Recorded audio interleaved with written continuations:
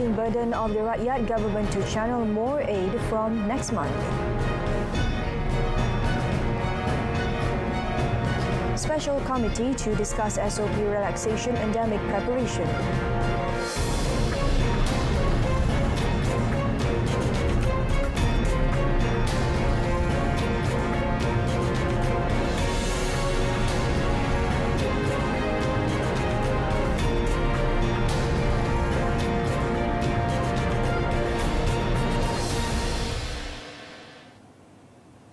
Hello and good evening. Thank you for joining me, Shuhaida Arifin. Welcome to News at 10.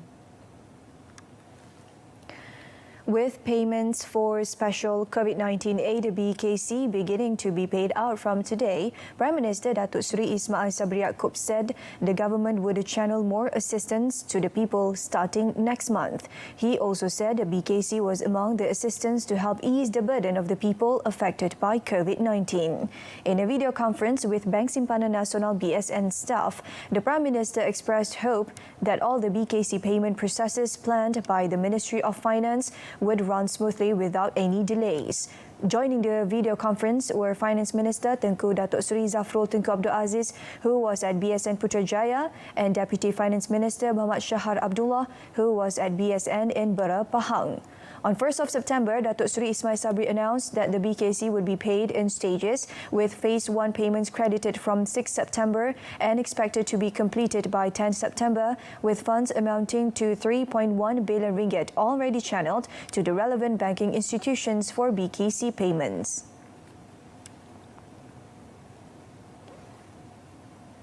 Meanwhile, Finance Minister Tengku Datuk Seri Zafrul Tunku Abdul Aziz said the government would distribute various forms of assistance that have been planned until the end of this year. Among the assistance that will be distributed by the government is Bantuan Prihatin Rakyat Phase 3, amounting to 2.32 billion ringgit, which will be channeled at the end of this month, and assistance for loss of income in October. On the BKC payment process at BSN Putrajaya, Tengku Datuk Seri Zafrul said it was handled well by the BSN staff.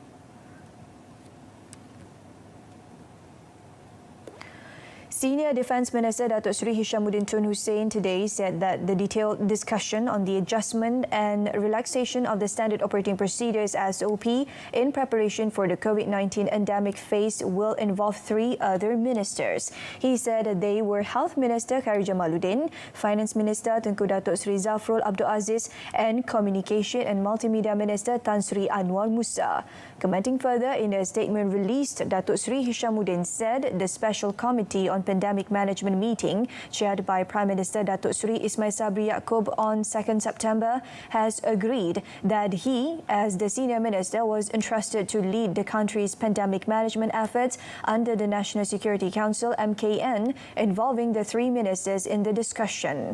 In regards to that, Datuk Seri Hishamuddin said he will call them soon to commence the detailed discussion and to make a joint decision on the SOP adjustment and other relaxation in preparation for the endemic phase.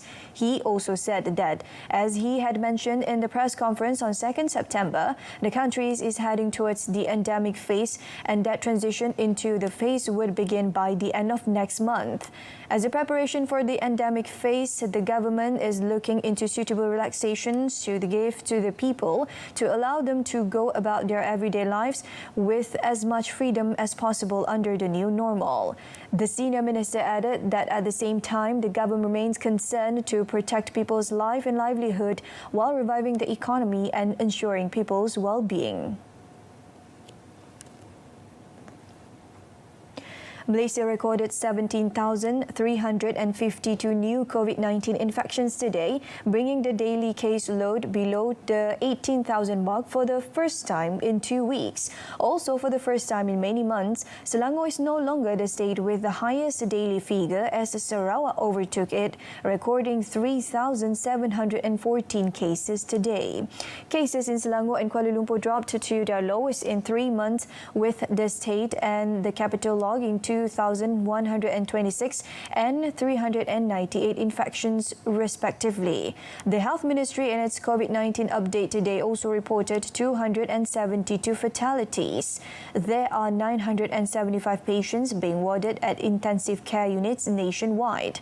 Of this number, 435 of them require ventilators. Recoveries also outpace daily new infections for 6 straight days, with 20,201 recoveries reported today.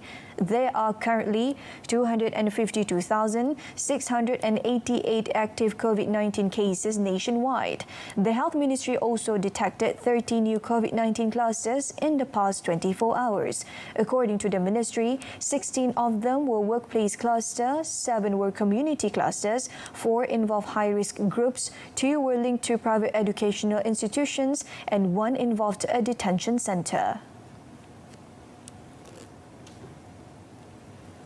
Sabah is set to receive 2.89 million doses of COVID-19 vaccine this month towards increasing the vaccination rate in the state. Health Minister Khairy Jamaluddin said with the delivery of the vaccine supply, the government is confident that Sabah could increase its vaccination rate to 60,000 or up to 70,000 doses daily.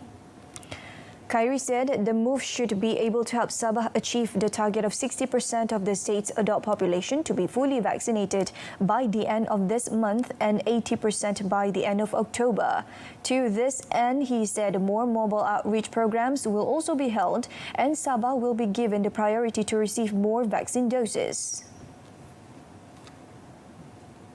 Buat masa ini kita menunggu penghantaran tambahan daripada CanSino. Ada jadual kita akan terima untuk seluruh Malaysia 100,000 pada minggu depan dan 200,000 pada akhir bulan ini. Jadi tambahan 300,000 sahaja pada bulan September disebabkan bekalan yang tidak cukup di peringkat antarabangsa. Jadi kita akan buat pengagihan yang sepatutnya kepada negeri Sabah. Pada bulan Oktober kita jangkakan kita akan terima lebih banyak lagi CanSino dan sudah pasti Sabah akan menjadi antara negeri keutamaan disebabkan keperluan untuk vaksin dos tunggal ini. As of yesterday, 61.8% of adult population in Sabah have received 1 dose of vaccine and 43.3% have completed a 2-dose vaccination. Another 42,129 people have received a single-dose CanSino vaccine. In assisting Sabah battle the COVID-19 pandemic, Khairy said the Health Ministry would be supplying additional medical equipment comprising 480 cylinders of oxygen, 24 boxes of oxygen regulators and 5 boxes of COVID-19 medications, which were scheduled to arrive tomorrow. He said the ministry have also mobilized medical personnel to the state, with 97 of the 150 permanent officers ordered to report themselves in Sabah on 2nd August and 1st of September. Khairy added that 50 of the additional medical officers will be offered permanent posts beginning 13 September and the balance of the requirement will be filled by graduate medical officers, while the 78 assistant medical officers who were mobilized to Selangor will return to Sabah the latest by the end of this week.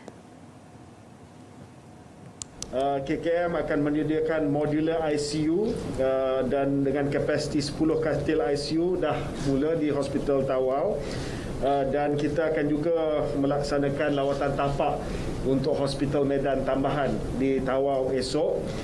Kita juga akan memperuntukkan 29 buah ambulans tambahan. On the increase in the number of brought-in dead BID cases, Khairy said most of these cases were not under the care of health facilities and did not undergo screening. Johor will receive about 300,000 Sinopharm vaccine doses donated by the United Arab Emirates UAE soon. Its Menteri Besar Datuk Rasmi Muhammad said the state will also receive 100,640 doses of Pfizer vaccine from Singapore, who had already donated some 20,000 Sinovac doses to the state on 29th July.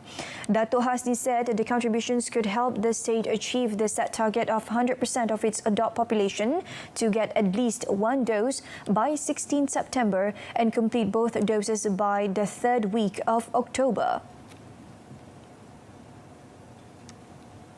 Untuk rekod, jumlah vaksin yang telah diterima oleh negeri Johor di bawah program imunisasi COVID kebangsaan PIK bermula tarikh permulaan vaksinasi di negeri Johor dalam tempoh 1 Mac 2021 hingga 5 September 2021 adalah sebanyak 4,713,800 dos.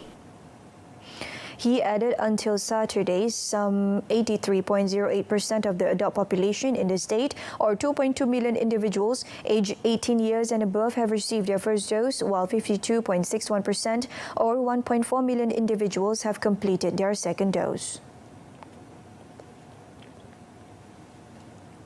In a related development, Datuk Hasni expressed hope that the vaccine distribution for the adolescent group could be expedited soon after the vaccination campaign for the state's adult population is completed. The Menteri Besar said the initiative to provide vaccine doses to those aged 18 and below would be prioritised as compared to providing booster shots.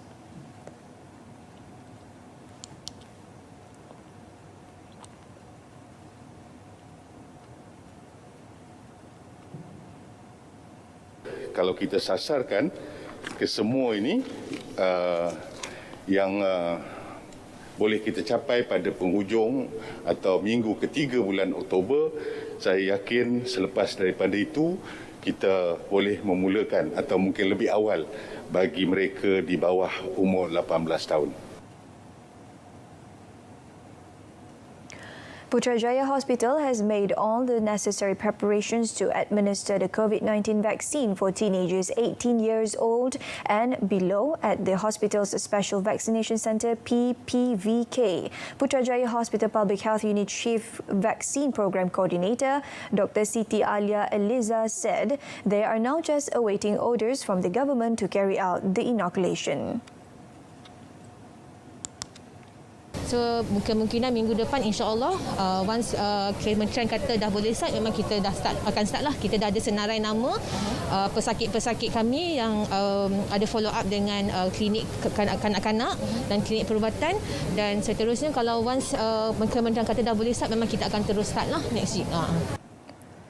Speaking at the handing over ceremony of PPVK air-conditioned canopy from Putrajaya Holdings PJH Sdn Bhd today, Dr. Siti Alia said the PPVK, which will operate outside the hospital, is in cooperation with PJH and is meant to increase vaccination rollout. According to her, the Putrajaya Hospital PPVK began administering Phase 2 of the vaccination program since May and Phase 3 since July. Before operations were moved to the canopy, they only vaccinated 90 individuals daily, but have since doubled it. The Human Resource Ministry, through the Social Security Organisation SOCSO, will supply COVID-19 antigen rapid test kits RTK to employers to facilitate the recovery phase COVID-19 screening program on employees. Its Minister Datuk Seri M. Saravanan, in a statement released today, said the employers are responsible for coordinating the implementation of the screening process with clinics, hospitals or trained doctors of their choice. He added the approach is that the employers would be assisted to conduct tests on their employees professionally, while the government and ministry will monitor the screening process through detailed reports. He said it is hoped this initiative would alleviate the burden of employers who now need to only bear the costs to carry out the tests charged by hospitals and clinics. The recovery phase COVID-19 screening program began today following the reopening of more economic sector under Phase 1 and Phase 2 of the National Recovery Plan. The minister added that the program is aimed at supporting the government's efforts to contain the spread of coronavirus when more sectors are reopened to revitalize the country's economy. A list of frequently asked questions, FAQs, regarding the program is available on SOCSO's official website, Caring Screening Program Portal PSP, and those who have further inquiries can contact SOCSO's care line. In a separate matter, Datuk Seri Saravanan said SOCSO had paid compensation of about 11.7 million ringgit to workers who were infected with COVID-19.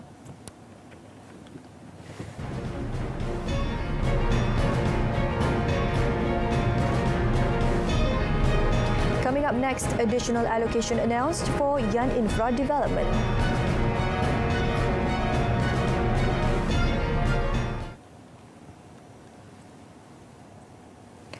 The Rural Development Ministry is providing additional allocation of 38 million ringgit for repair of infrastructure that was badly damaged due to flood caused by the water surge phenomenon in Yan and Merbuk, Kedah last 18 August. Its Minister Datuk Seri Madzee Khalid said 35 million ringgit would be spent for upgrading of the Tupah water treatment plant in Merbuk to provide access to clean and treated water supply to 450 houses in the area.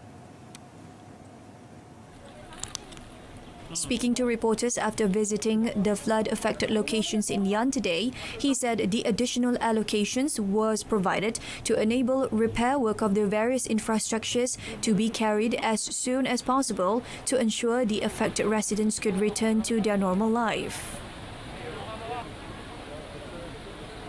Kerja-kerja pembaikan rumah sedang dijalankan dengan baiknya oleh agensi KPLB iaitu Kedah. Kedah sedang menjalankan. Kedah dah lantik kontraktor dan kerja-kerja pembaikan rumah-rumah yang dikenal pasti itu sedang dibuat. Pejabat daerah pejabat daerah tengah membantu untuk koordinat dengan KPLB. Dan saya juga telah bercakap dengan Yang Berhormat Datuk Syah supaya kerajaan negeri ada coordination di antara agensi yang nak buat kerja kat sini. Social Security Organisation SOCSO has successfully disbursed more than 18 billion ringgit in wage subsidies, job search allowances and hiring incentives through 7 stimulus packages as of today. SOCSO Chief Executive Officer Datuk Seri Dr. Muhammad Azman Aziz Muhammad said the financial aid is equivalent to at least 1.5% of the Malaysia Gross Domestic Product GDP and was channeled to stabilise the labour market following the economic shocks of the COVID-19 pandemic.